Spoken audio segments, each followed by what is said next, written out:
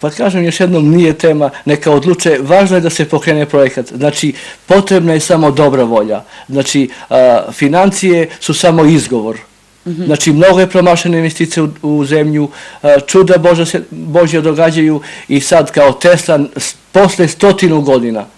Znači, u svetu nemamo većeg čoveka, znači, brendiranog, da se samo pokriva to muzej, ulice, spomenici, pa to svi u svetu rade. Da je on neki zapadni stručnjak, to bi se čuda pravila. A ovo je stvarno toliko simbolična svota novca u odnosu na šta se dobija. Da izvučem sve ove knjige. To je deo samo. Znači, to je isto, on ima preko 170.000 pisanih dokumenta. Znači, to je teško sve pročitati, mada sam veliki broj pročitao što su dosta bitne.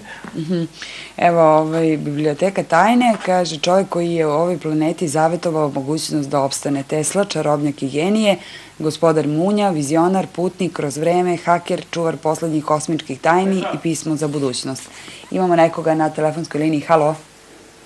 Halo? Alo, dobro jutro. Dobro jutro. Srećni praznici. Hvala takođe. I srećna nova godina. Hvala puno. Ko nam se javlja? Mnogo gledamo vašu televiziju, jedan put ste simpatični, ali ovakvog para još nismo vidjeli na televiziji Leskovac. A odakle se javljate? Iz Leskovca, iz Leskovca. Iz Leskovca. Hoćete molim vas vaše... Reću vam kasnije. Ja sam profesor Milan Stojanović i želim da uspostavim kontakt sa Dušanom, pošto imam ja neke projekte, patente, jedno drugo, pa hteo bih sa njima malo da sarađujem i pošto znam da je to na principu nekog krotovog duvala i tako. Pa bih hteo da mi samo date njegov broj telefona pa ću me kontaktirati i da ovako vidimo da promenimo neka iskustva i tako. Vrlo lepo što ste se javili. Hvala lepa, vidit ćemo se, čućemo se telefonom pa ćemo malo da sarađujemo, a imamo strašna je lepa ideja. Hvala lepo. Tako, i puno ovo lepo sa Tesline strane, mislim što hoće za Teslu da uradi, to je jedan put, to je genijalno. Vrlo lepo. Posebno mi je drago što ste u prilici da ovako nešto čujete od čoveka koji je očigledno kompetentan da daje takve komentare. I meni je drago. Ne gajim nikakve iluzije da će nešto da uspem. Znači, opet ponavljam, čisto da kažem šta mislim. A novac, znači, smatram da je novac samo izgovor. Dobro, razumeli smo se. Pa, Dušane, ja iskreno verujem da je bilo mnogo više ljudi. Evo, jedan od njih se upravo javio čovek koji, želi da se vama razmeni ta iskustva i da, naravno, ukoliko može da pripomogne.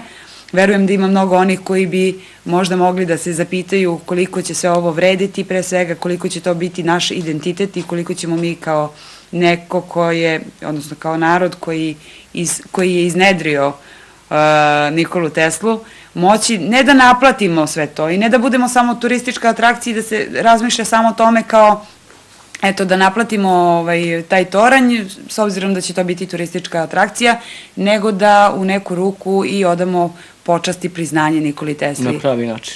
Tako je. Što se tiče, znači, 4 godine je tu bilo rada, znači to je bilo i lutanja, učenja teških programa, sad pripremam drugu emisiju koja je spremna, znači tekst je napisan, koja govori o njegovom životu, govori, možda pokušava da objasni kako je sve to uspeo.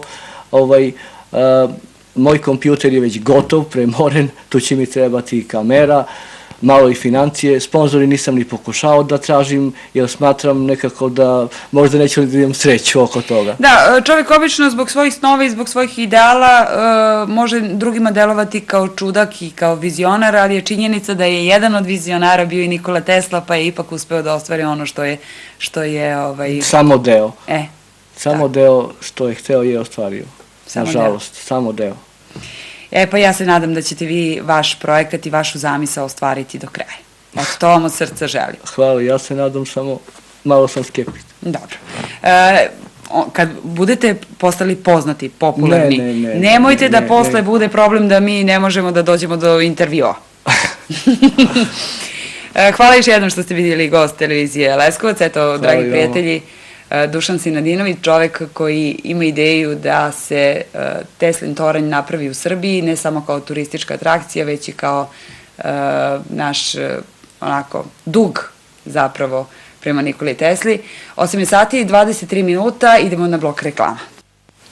Stigo smo do samog kraja našeg današnjeg druženja. Dragi prijatelji, nadam se da vam je bilo prijatno u našem društvu, nadam se da smo vam sve vreme držali pažnju.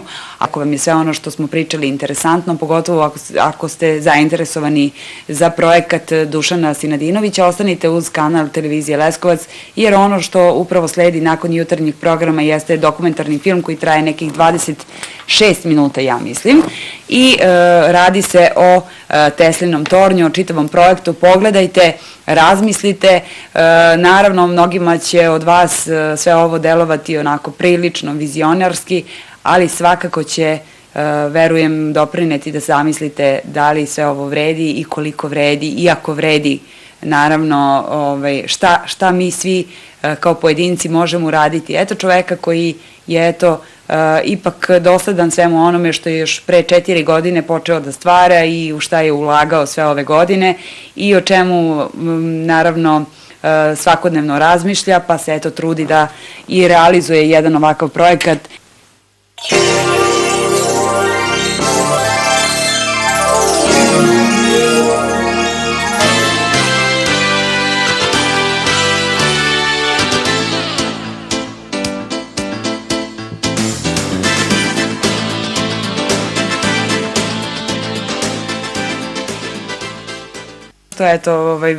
Ste u prilici da ovako nešto čujete od čoveka koji je očigledno kompetentan da daje takve komentare. I meni je drago. Ne gajim nikakve iluzije da će nešto da uspem. Znači, opet ponavljam, čisto da kažem šta mislim. A novac uopšte nije problem.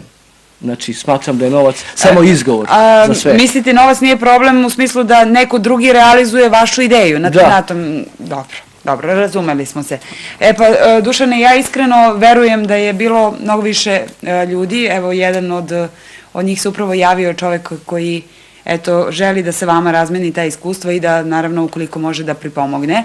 Verujem da ima mnogo onih koji bi možda mogli da se zapitaju koliko će sve ovo vrediti, pre svega koliko će to biti naš identitet i koliko ćemo mi kao neko odnosno kao narod koji je iznedrio Nikolu Teslu, moći ne da naplatimo sve to i ne da budemo samo turistička atrakcija i da se